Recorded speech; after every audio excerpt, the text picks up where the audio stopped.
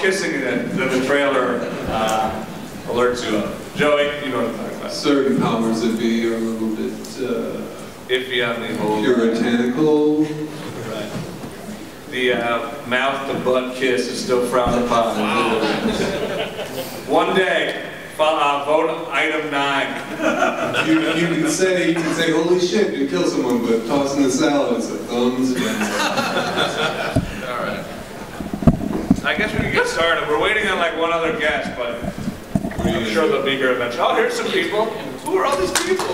Oh, yeah, let's welcome them. Alright. Oh, welcome. The Pop Culture Network is in the house. We're so happy to have everyone here. USA. Now more than ever. Alright, so as we're in, there's actually some people here. I guess we can get started. You want to? Alright, you want to get started? We're still waiting on one guest. Has anybody heard of us? Thank you. Booze. That means somebody's heard of us as the booze. Definitely like, oh, regular listener. That's all the hate. That's all the mail I get. It's like, your show really sucks. I'm like, love you, mom and dad. Call me. They're both dead. Don't laugh. All right. Hey, there we go. In our I said we were waiting on a guest, and she's arrived. There she is. Let's get her. Let's get her a seat and a microphone. Yeah, hold on. I'll take care of this. Thanks for that. You guys. I was like, oh my God, I'm moving. I'm going to give events today, Mr. Montaigne. Thank you, thank you. What a rousing round of applause for Mike. I appreciate it. Second annual C2E2 Nerd City panel here. Thank you all for coming. I'll go ahead and just introduce who we have on our glorious, studious panel today, and let them take it from there. First up is Max Miner, writer, creator, Thank you! Yes. Thank you! Yes. That's awesome. That's like my dream come true. Thank you. Thank you very much. Following Max would be Shawn Smith, creator of the old Shawn Wolf brand. Yeah! While you're here today, we'll stop by his booth 1063 to pick up the C2E2 exclusive Ninja Dog plush. He's looking to get adult braces, so. Or 1036, either one. What did I say? I said 1063. 1036. 1036 as well. I may find it there. I got 10. It's a big booth. Anyway. This is going really well, I think. So. Our next host of the Nerd City podcast would be Ben Spencer. Yeah!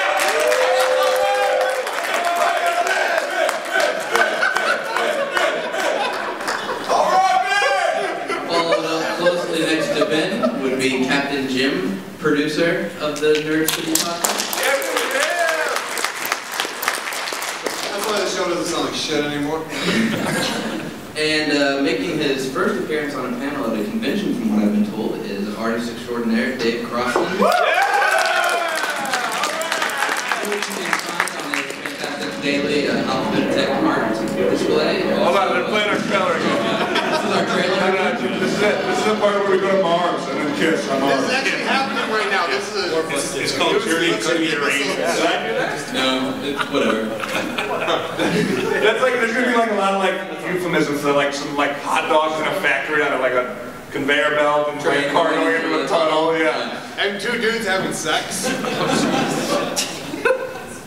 And continuing, but yeah, Dave Crossland can be found on hiredbeat.com. He also has art in the new Yo Gabba Gabba comic that came out this week, correct? Next, we changed it around. Emily from Boobs and Goombas, the burlesque troupe. And they will be performing at tonight's party, sponsored by Nerd City. And finally is Marty Godbeast Hansen, who you find him at Godbeast.com. He has some exclusives and some new toys as well at the Nerd City booth. And so yeah, basically what we're going to be looking to discuss today is kind of, a lot of people up here are do-it-yourself artists, creators, kind of get them to talk about how they got started, maybe what they do to work on their stuff, what they're coming up, everything, and then Max and Ben will just be jackasses as usual. So Max, if you want to go ahead and take it away and just start talking about what do we got going on tonight with the party and everything. I would love to. Thank you. You're welcome. My name is Max Miner. And he's not the I'm the host of Nerd City. So we have a big party going on tonight, party people. Yeah. Can we see a show of hands for everyone that's coming to the party this evening? Right. So in Reggie's tonight. Oh, come on. A show of hands who likes the party, though. Have you guys ever seen that movie House Party? It's going to be better. Not as good as House Party 3. It's called Bar Party, and we're having it at Reggie's. But we have a bunch of stuff planned. I'm not going to waste anybody's time. Too late. Yeah, the flyers. Yeah, if you could. Would you sit down? Down in front. No, so we're throwing this awesome party tonight at Reggie's. You got to come. We're running a bus at 6:30 and on. 2 Reggie's, free bus.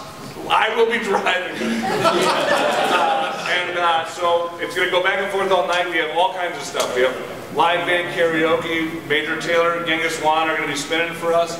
We have the lovely ladies of the Gorilla Tenga Theater and their production of Boobs and Goombas are going to play. A Super Mario Brothers theme burlesque. Yeah, like we have, Chicago School of Rock is going to play. We have, did I mention live band karaoke already? That's all right. There's a bunch of stuff. Read the poster. What, I got to read all this shit? And then also, we have gift bags. For the first 25 people in get free Shawnimals gift bags. Nice. Yeah! Woo! Sorry, Shawn. There's some plush and stuff. There's plush in it. It's not just scraps with a felt. No. If you're one of the first 25 people in, I promise I won't go through your garbage anymore. There's a little certificate signed for that. It's true. It's like a paw print instead of a signature. Paw print. Okay, so do it yourself. I like to do it myself. Ben, why don't you take this? No, I mean, I think that that's one thing that all of us here have in common. People like Shawn Smith, people like Crossland. MsPixy. Yes, well, Gorilla Tango Theater. Yeah.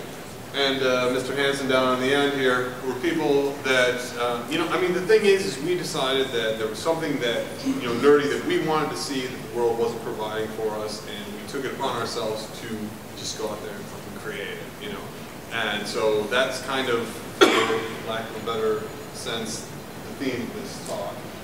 What does it take, at what point, what do you put into, pursuing your own dream, pursuing your own project? So, I mean, Mr. Shawn Smith, I mean, I know it's a large sort of scope sort of thing, but I mean, how does Shawnimals start? Well, I think what it comes down to is it's not something that you like. I'm just like, all right, well, I'm going to choose to do this stuff. I think at the end of the day, the way you look at whatever you want to call it, if you want to call it DIY or crafting or artist or whatever, just being a creative person, it's more of a lifestyle that you lead. And you just know that maybe if I had a master's in business or something, I would have went and got a bunch of investment money and started Shawnimals a different way.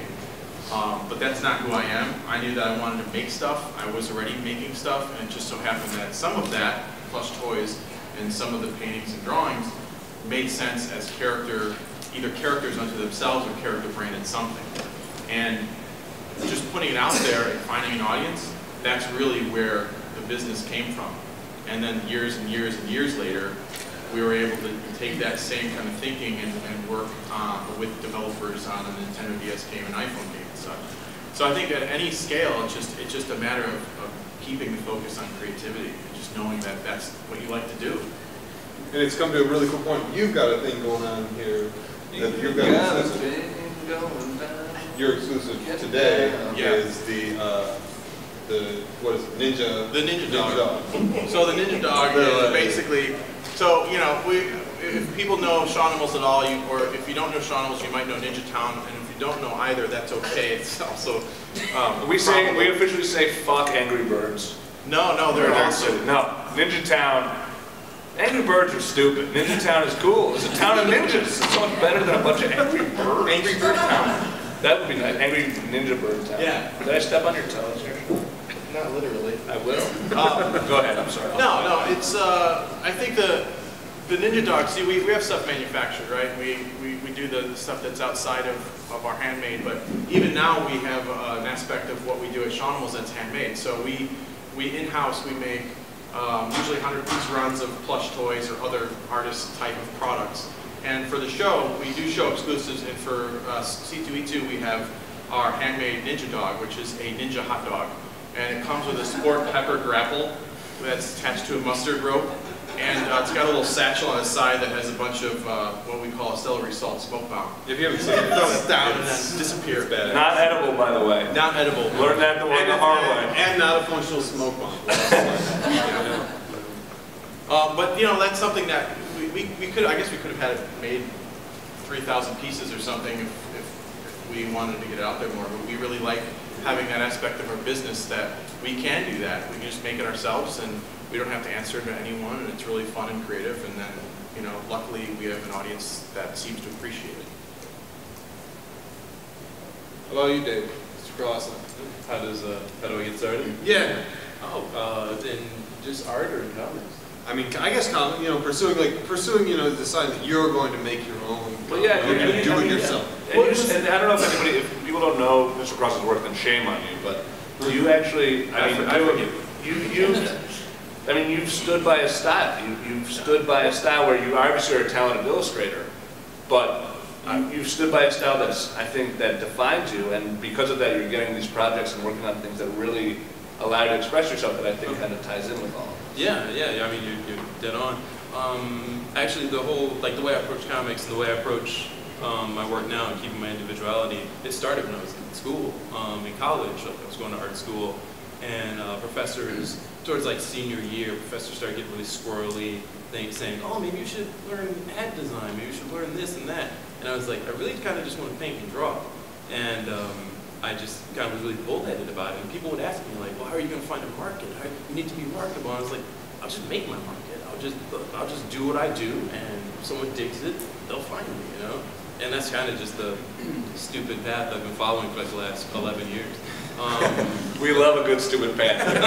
Sort of like that. I dig it. Case in point. Yeah. But anyway, and the same thing happened in comics. I was back in 2000 something. I was pitching to like Image and Oni and all these people, and I had these grand ideas, I thought, and people they said, oh, this is cool, but it doesn't fit us, you know. And I just, you know, I almost stopped. I actually almost quit making comics when I got rejection letters, but I just stuck it out, and I actually started printing my own comics, like doing minis and zines and stuff, like total DIY style. And it was that. It was like when the editors who turned me away, when they saw it, like the next year, the year after that, I was just making my own comics, they just picked up on it, and finally I started getting work, so.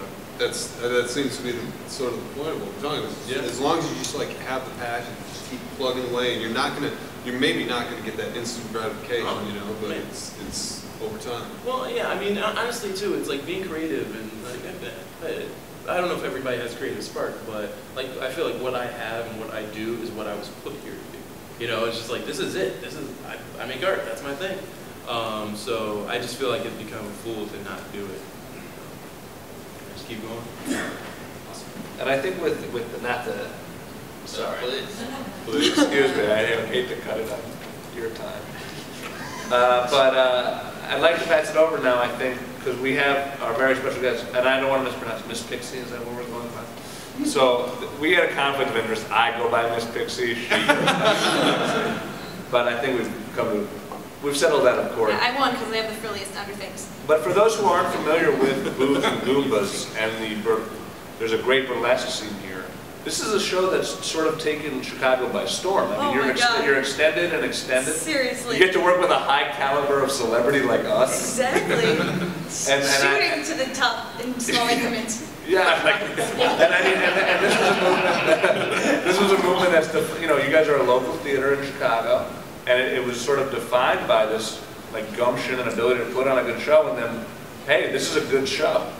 Thanks. Yeah, you're welcome. That's why we booked Who'd you. have thunk it? I watch it and I just laugh.